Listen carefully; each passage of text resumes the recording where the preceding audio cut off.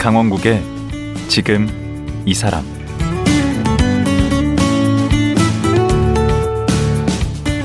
안녕하세요. 강원국입니다. 코로나로 여러 일자리가 없어지기도 했고 새로 생긴 일자리도 있는데요. 가장 바빠진 분야가 배달업일 겁니다. 걸어서, 자전거로, 오토바이로 혹은 자동차를 이용해서 고객이 원하는 물건을 배달하는 라이더들. 이분들의 하루 일과는 어떨까요? 밥은 제대로 먹으면서 일할까요? 이들의 일상을 2년여간 밀착 취재한 분들이 있습니다.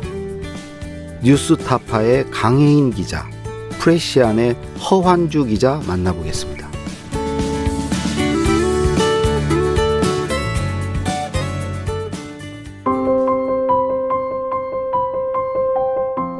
강혜인 기자는 한국탐사저널리즘센터 뉴스타파 기자입니다. CBS에서 기자 생활을 시작해 사건팀, 정당, 청와대를 출입했습니다. 뉴스타파에서 양진호 위디스크 회장 사건, 사학세습비리, 배달 산재 등을 취재했습니다. 허환주 기자는 2009년 프레시안에 입사했습니다. 이랜드 파업, 쌍용차 사태, 용산 참사 등을 취재했습니다. 2011년부터 조선소 하청 노동자들의 문제에 관심을 갖기 시작. 산업재해와 관련된 사건들을 취재해왔습니다. 최근 강혜인, 허환주 기자는 배달 라이더들의 생생한 일상을 2년간 밀착 취재한 라이더가 출발했습니다를 출간했습니다. 예, 안녕하세요. 강혜인, 허환주 기자 두 분 나오셨습니다. 인사하시죠. 네, 안녕하세요. 네, 안녕하세요. 예, 우선 강혜인 기자님. 네. 우선 자기소개 짤막하게 한번. 네, 안녕하세요. 저는 뉴스타파라는 매체에서 기자로 일하고 있는 강혜인이라고 합니다. 예, 우리 허 기자님은. 네, 저는 프레시안에서 사회팀에 있습니다. 예. 예, 아무래도 연조가 허 기자님이 훨씬 위실 것 같은데. 연조. 예, 뭐, 훨씬은 아니고 조금. 제가 예. 그 홍보실 생활을 한 7년 했어요. 예, 예. 기자 따까리. 예. 잘 압니다. 예. 예. 연조가 좀. 기자 앞에만 가면 오금이 저려요. 예. 근데 두 분이 매체가 전혀 다른데 네. 어떻게 같이 이렇게 취재를 하게 됐어요? 2018년 한 10월이었어요. 네. 근데 그리고 한 2달 있다가 김영균 씨 사망 사건이 일어났었거든요. 그렇죠. 근데 강혜인 기자도 산재에 좀 관심이 많고 저도 사실은 꽤 긴 기간 좀 산재를 취재를 했는데 좀 그런 부분에서 좀 어떻게 우리가 같이 협업을 해서 좀 취재를 하면 좋지 않겠느냐 그런 생각을 좀 하면서 하다가 그 제주도의 그 김민중 군이라고 18살 배달원이 오토바이 배달을 하다가 사망하는 사건을 같이 취재를 하게 됐어요. 그게 2019년이죠. 네, 맞습니다. 2019년. 그래서 이제 두 분이 의기투합이 됐구나. 네, 그렇죠. 청년들이 왜 이렇게 일을 하다가 사망을 하는가 이거를 좀 한번 좀 심층적으로 취재를 같이 해보자 이렇게 의기투합이 됐는데 그러다 보니까 이제 청년들의 산재 사망 사고를 다룰 때 배달을 하다가 사망하는 그런 사례들이 좀 많았고 그걸 빼놓고 이야기를 할 수가 없겠더라고요. 그래서 이제 배달 산재라는 기획 아이템을 같이 하게 됐던 거고 그게 2019년이고 예. 저희가 이제 그때를 기점으로 더 계속 취재를 이어가서 이제 최근에 책까지 발간을 함께 하게 됐습니다. 그 책 제목이 뭐죠? 책 제목은 라이더가 출발했습니다. 라이더가 출발했습니다. 부제는 우리가 만든 어떤 편한 세상에 대하여입니다. 이게 보니까 2018년도에 그 산재 사고 사망자 30명 중에 청년이 18세에서 24세 청년이 12명이나 돼요. 12명. 그러니까 18세부터 24세의 청년 노동자가 30명이 죽었는데 네. 그 해에 그 중에서 12명이 오토바이 배달 사고로 죽은 거예요. 그래요? 예. 그러니까 사실 이게 산재가 보통 우리나라 매년 2,000명씩 죽는다고 하잖아요. 네. 그 중에서 한 1,000명 정도가 사고로 죽어요. 나머지 1,000명 질병 사고로 죽고. 근데 그 1,000명 중에서 한 절반 정도가 공사 그쵸. 건설업에서 건설 죽고 쪽에서. 나머지 한 현장. 20-30%가 제조업에서 죽어요. 그러니까 네. 그렇게 한 7-80%가 건설업이랑 제조업에서 죽는데 네. 이상하게 이 청년들의 죽음만은 압도적으로 오토바이 사고로 죽더라고요. 그렇구나. 예. 그래서 이 어떻게 된 건지 한번 좀 더 취재를 해봐야 되겠다는 생각을 많이 갖게 됐죠. 예. 그래서 제주도 그 아까 얘기한 네. 우리 은범군, 네. 은범군부터 이제 같이 취재를 하신 건가요? 그러니까 시작은 그 제주도에 있는 그 친구의 취재였는데 그 네. 친구는 사실 5인 미만 사업장에 네. 속해 있는 친구였어요. 족발 배달했다고. 예, 족발 네. 배달 식당이었죠. 예, 예. 근데 배달 사고가 나서 그렇게 사망을 했는데 저희가 이제 제주도를 직접 내려가서 그 예. 음식점을 직접 찾아갔었거든요. 예. 근데 바뀐 거예요. 직고용된 배달원이 아니라 플랫폼 배달 앱으로 바뀌어 있더라고요. 오.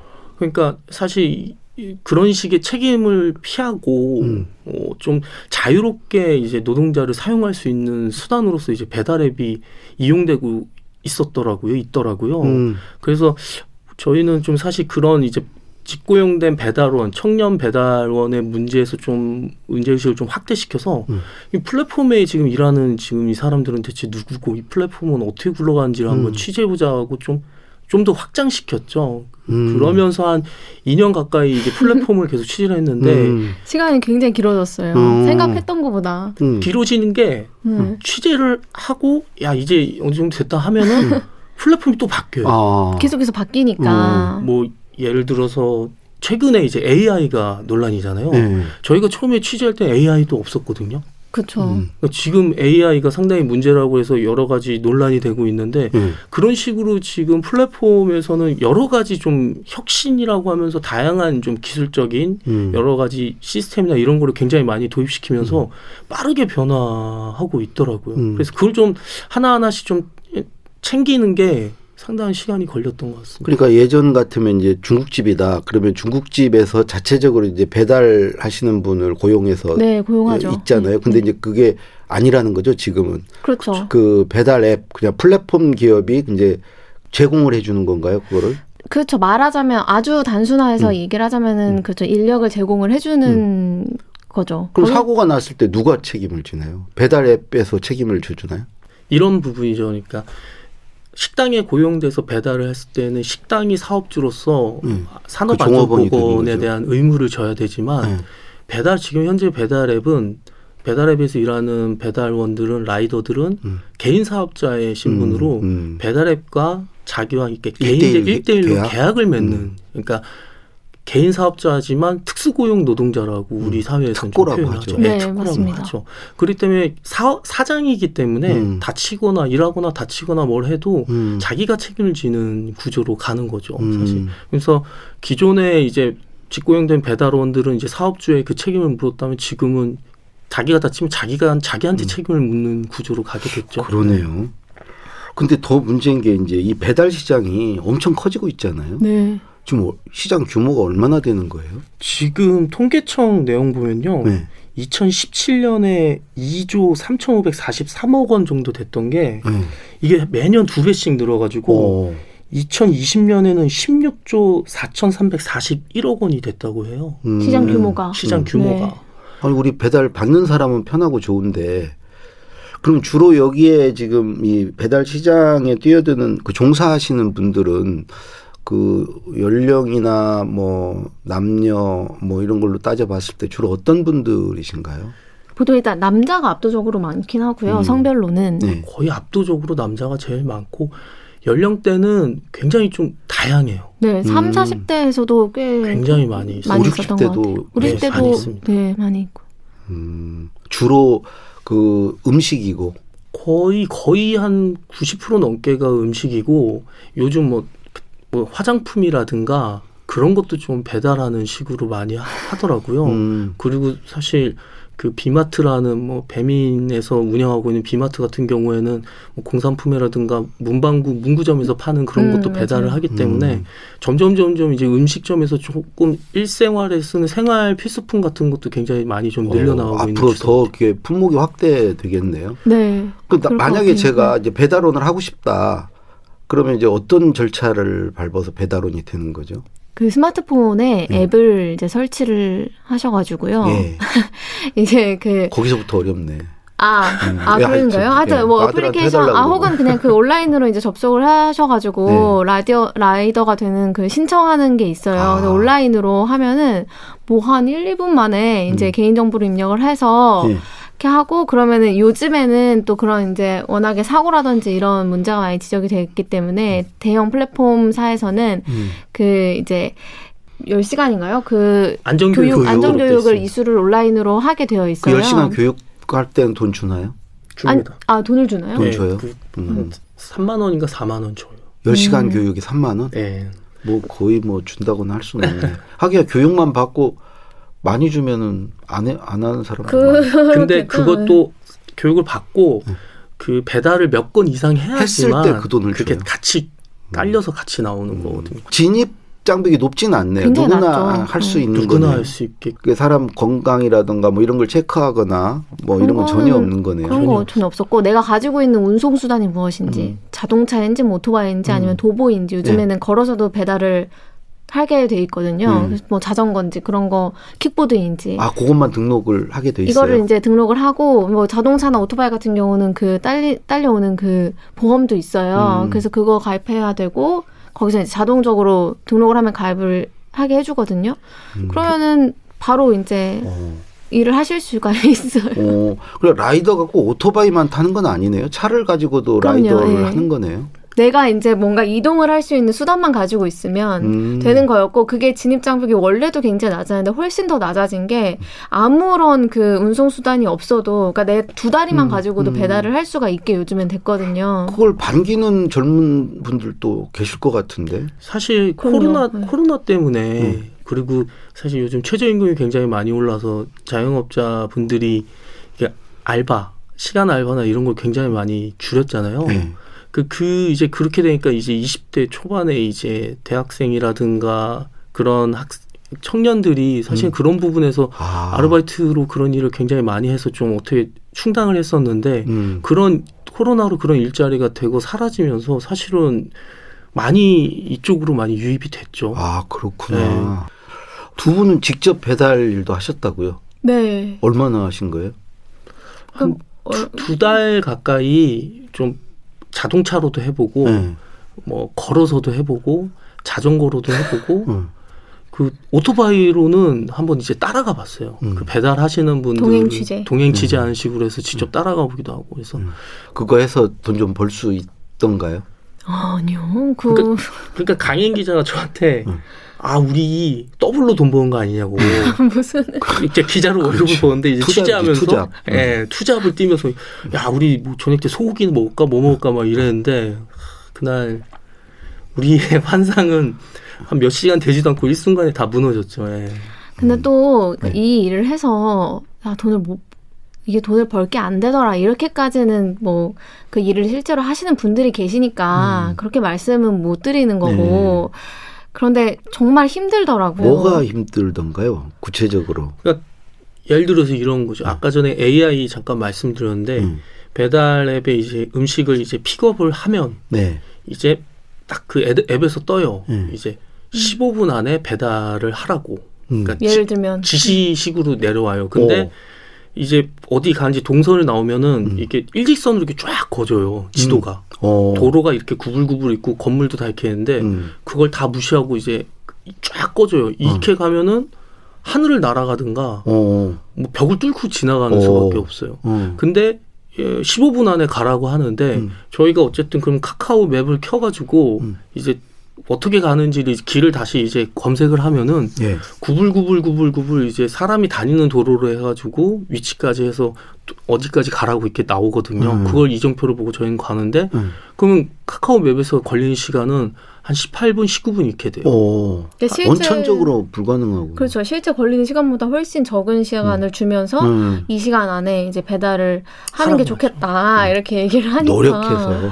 그럼 어떻게 이제 불가능한 거죠. 근데 또 이제 막 강혜인 기자는 저랑 뭔가 그 시간을 맞춰야 될 것 같고 늦으면은 소비자가 화를 낼 것 같고 그쵸, 화낼 것 같으니까. 그리고 손에 이제 따뜻한 음식을 빨리 먹고 싶어서 누군가 시켰을 거 아니에요. 그러면은 저도 화나죠. 이제 안 오면. 그쵸. 그래서 떠났다고 이거 빨리 가야 계속 된다. 그러면서. 그러니까 막 처음 막 빠른 걸음으로 경보식으로 막 가는 거예요. 뛸 수는 없으니까. 그러니까 경보식으로 막 걸어서 막 가는데 처음에는 뭐 신호등도 지키고 그 무단 횡단 이런 것도 안 하고 이렇게 갔는데 안 되는 거예요. 그걸 지키면 15분 안에 못 가요. 그러니까 그거를 어느 순간부터는 그걸 다 어기면서 그냥 무작정 가는 거죠. 그걸 맞추기 위해서. 왜 그렇게 맞추려고 했는지 잘 기억은 안 나는데. 아니 그럼 못 맞추면 어떻게 됩니까?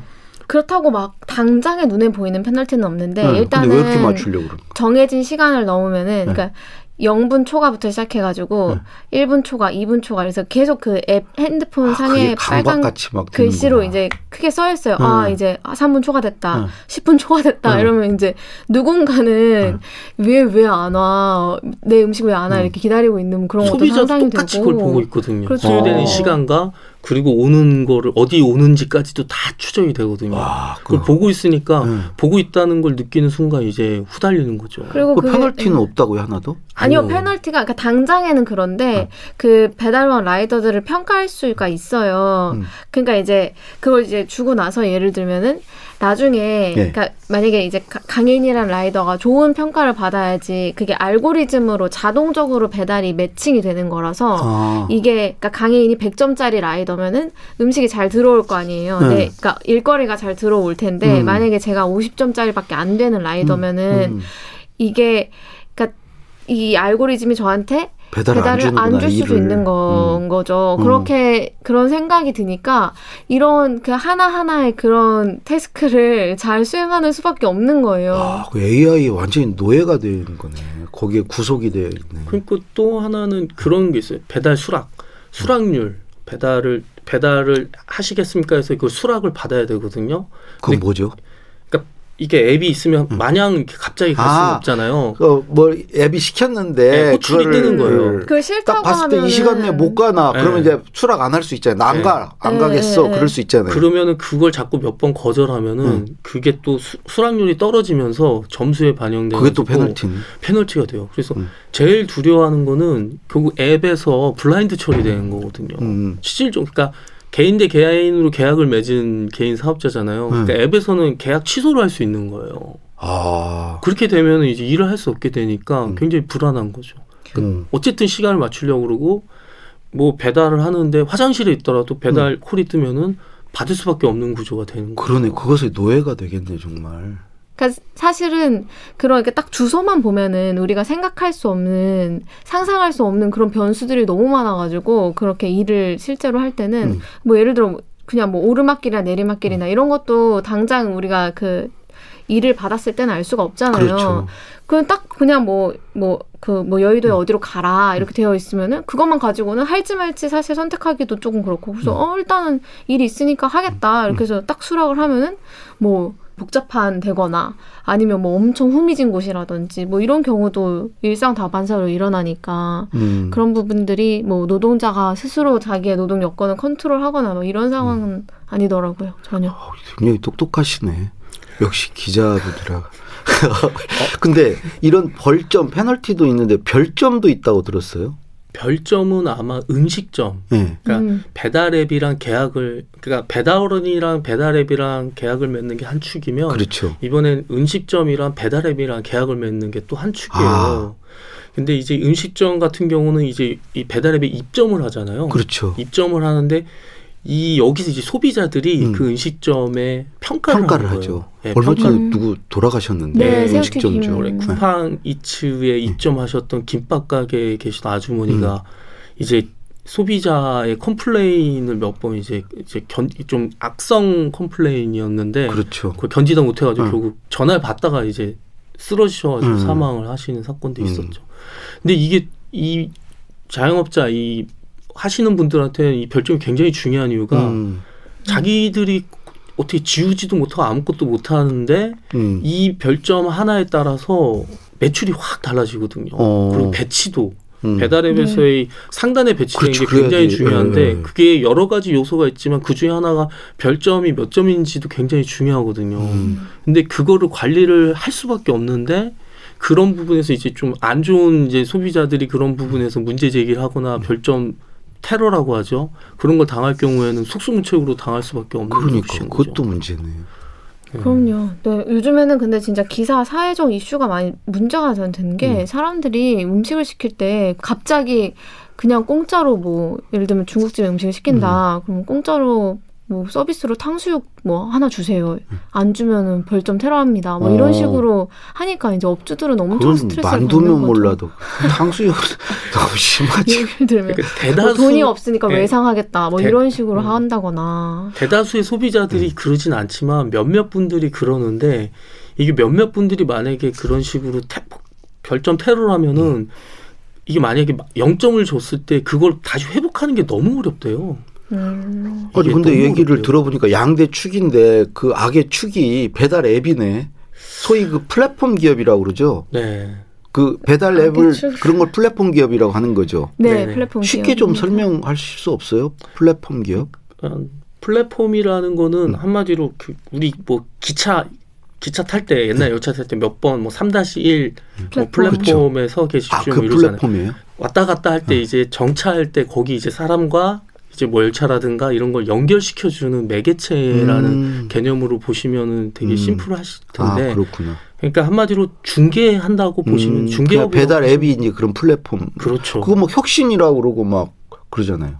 플랫폼 기업. 그렇죠. 왜냐하면 사실 그 플랫폼이라는 게 혁신인 이유가 기본적으로 예를 들면 지금 교수님께서 짜장면을 시켜 먹고 싶은데 이 동네에서 뭐 어떤 짜장면이 맛있는지 모르잖아요. 네. 그럼 옛날 같으면은 뭐 이렇게 발품을 팔아서 알아본다던가 그런 경우가 있을 거고 또 제가 짜장면집 주인이면은 이 소비자들한테 일일이 이렇게 전단지 우리 이게 지금 짜장면 그렇죠. 맛있다 이렇게 이게 옛날엔 그랬잖아요. 근데 플랫폼이라는 거는 그 회사가 생기면서 양쪽을 다 세상에 있는 연결하니까. 그 짜장면집이랑 짜장면집 모든 맛있는 음식점들을 한 곳에 데이터로 관리를 해서 소비자한테 바로 이만큼 있다 이 리스트를 주는 데이터 그러니까 모든 게 다 이렇게 정보가 있기 때문에 좋은 거잖아요. 굉장히 혁신적인 거거든요. 이게 뭐가 문제가 어떻게 개선이 돼야 되나요, 그러면? 좋죠. 사실 지금 코로나 상황에서의 일자리라든가 많이 부족한데 거기서 사라진 일자리를 채워주는 역할도 굉장히 많이 하고 정말 좀 부지런히 하루에 뭐 한 10시간 가까이 이렇게 일을 하면은 네. 그래서 한 달에 한 400? 500 정도는 버는 것 같아요. 제 계산으로는. 정말 근데 열심히 일한다는 전제인 것 같아요. 저녁 시간, 밤 시간 동안. 그 굉장히 매력 있죠. 근데 다만 좀 아쉬운 부분. 그러니까 사실 그러니까 우리는 사실 플랫폼에 버튼 하나를 눌러가지고 집 앞에 띵동 소리와 함께 이 포장된 배달 음식을 받잖아요.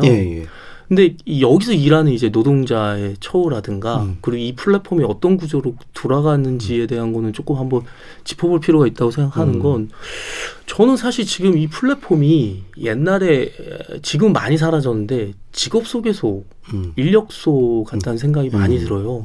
그러니까 사무실 하나 차려놓고 이제 전화기 한 대 놓고 아침 새벽에 한 5시, 6시에 그날 이제 일할 노동자들이 이제 인력수를 찾아오잖아요. 그렇죠. 그러면 이제 한 7시부터 전화가 오면은 뭐 건설 현장에 뭐 3명, 뭐 이삿짐 센터 2명, 뭐 미장할 사람 1명 뭐 이런 식으로 손 들면 가고 다 이런 식이잖아요.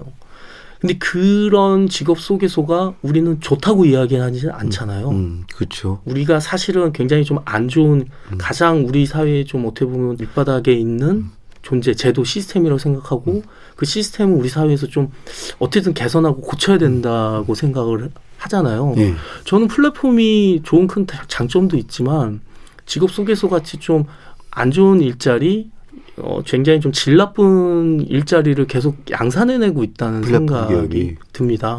그러니까 예를 들어서 기존의 식당에서 일했던 사람들은 4대 보험에 다 가입을 할 수 있었어요. 그렇죠. 그리고 산재에도 적용받을 수 있었고 그리고 일을 그만두면 실업급여도 받을 수 있어요. 근데 플랫폼은 그런 걸 다 한순간에 다 무너뜨렸다는 생각이 들어요.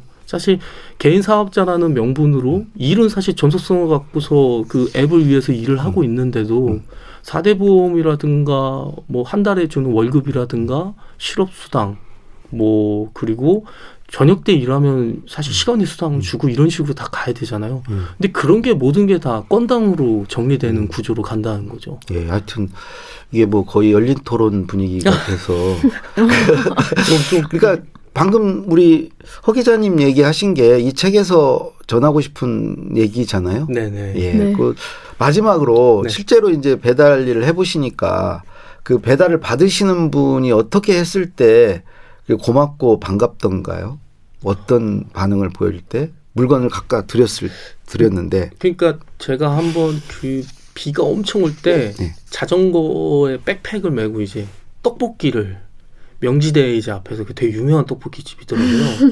떡볶이를 이제 가방에 넣고 비 오는데 이제 한참 이제 아파트로 이제 달려갔어요. 근데 막 빨리 가야 되니까 비 오니까 빨리 가야 되니까 아파트 앞에 이제 가서 이제 벨을 눌렀는데 여성분이었어요. 아이들이랑 같이 있더라고요. 그래서 이제 딱 드리는데 떡볶이 국물이 샌 거예요. 아, 이게 너무 민망한 거예요. 아, 죄송하다고 이렇게 하니까 그랬더니. 그분이 저한테 아유 비 오시는데 네. 비 오는데 제가 이렇게 배달시켜서 죄송하다고 괜찮다고 저 때문에 이렇게 고생해서 어떡하시냐고 이렇게 말씀을 해주시는데 아, 제 몸이 이게 뭔가 좀 진짜. 뭔가 힐링되는. 예, 힐링에 정말 그런 기분이 들었어요. 예. 자, 오늘 이 방송의 마지막 그 우리가 여기서 하나 그 배달 받을 때 좀 그 고운 말로 저렇게 하자. 아, 우리가 그런 생각을 하게 됩니다. 예.